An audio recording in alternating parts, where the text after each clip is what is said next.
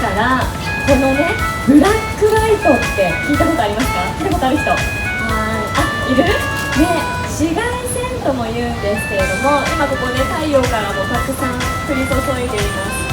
ここに今みんなが流し込んでくれたレジンをこのライトに入れるだけでなんと固まるんです。